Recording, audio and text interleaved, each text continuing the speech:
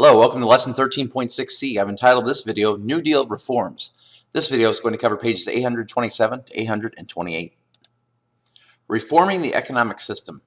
The third New Deal goal of the 3 R's, reform, was to prevent another depression by reforming the economic system. During the 100 days, Congress passed laws regulating the stock market and the banking system. The Truth-in-Securities Act was designed to end the risky buying and selling of stocks in the hope of making a quick profit. Experts agreed that uncontrolled buying and selling was a leading cause of the 1929 crash. Question number 1, describe the Truth-in-Securities Act. Well, the main idea of that law was to end the risky buying and selling of stocks.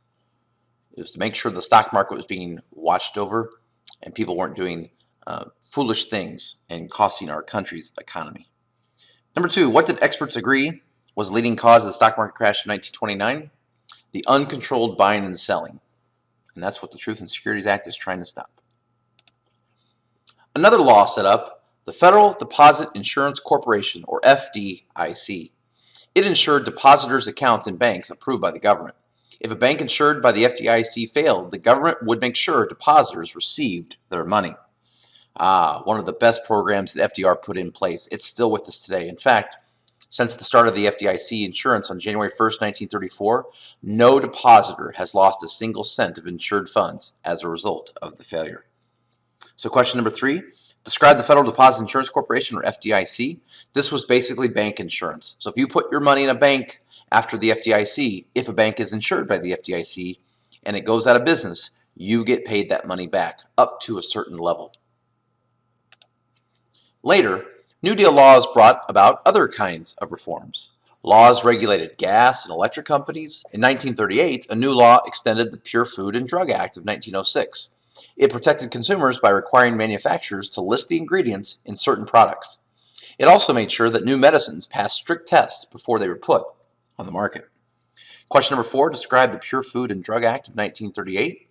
Well, what it did was it was trying to protect the consumers from the maybe questionable honest practices of the people in the past who maybe mislabeled their ingredients, and it also made sure that medicines had to pass strict tests before they could actually be put on the market so that these medicines could not be harmful, or at least if they were, people would know about the harms that they could do before actually taking the medicines.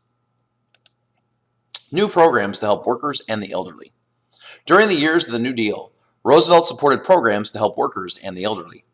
Both groups faced particular hardship during the Great Depression. Strengthening unions. In 1935, Congress passed the National Labor Relations Act, or Wagner Act. Senator Robert Wagner of New York, the Act's sponsor, was a strong supporter of labor. The Wagner Act protected American workers from hostile management practices, such as firing a worker for joining a union. It also guaranteed workers the right to collective bargaining. Collective bargaining is the process by which a union representing a group of workers negotiates with management for a contract. Workers had fought for this right since the late 1800s. Question number 6.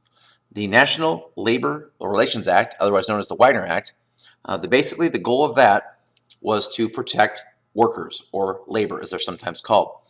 It protected workers from being fired for joining a union, and it also gave workers, this is an important one, collective bargaining. Number 7, what is collective bargaining? That is the process by which a union representing a group of workers negotiates with management for a contract. The Wagner Act helped union membership grow from 3 million to 9 million during the 1930s.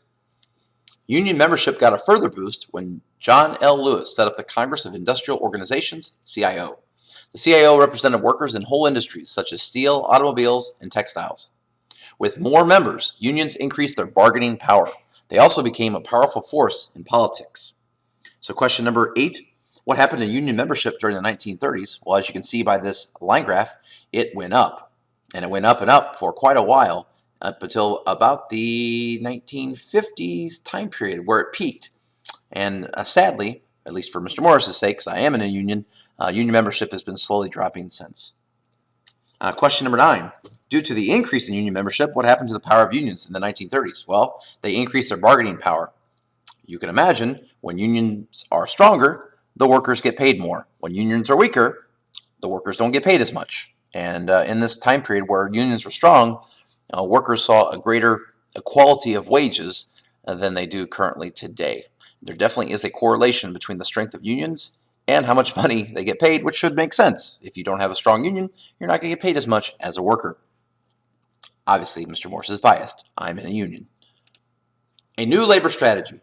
Despite the Wagner Act, employers tried to stop workers from joining unions. Violent confrontations often resulted. Workers then tried a new strategy. At the Goodyear Tire Factory in Akron, Ohio, workers staged a sit-down strike. They stopped all machines and refused to leave the factory until Goodyear recognized their union. The tactic worked. Workers at other factories made use of sit-down strikes until the Supreme Court outlawed them in 1939. I love this example here where they're actually playing musical instruments in the Fisher Body plant, it looks like.